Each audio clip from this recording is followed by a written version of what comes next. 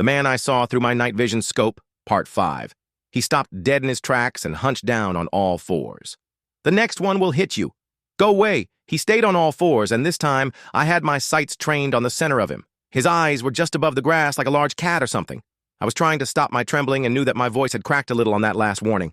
I was terrified. That standoff probably only lasted a minute or two, maybe less, but it felt like forever. In an instant, he bolted left towards the tree line opposite the road. So much for not being able to walk. I could barely keep him in my scope. He was moving so fast.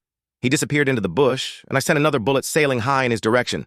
I racked another round and tried to pocket that mag and swap for a fresh one, but I dropped it and didn't bother looking for it. I wasn't far from my truck, and I wanted to get out of there.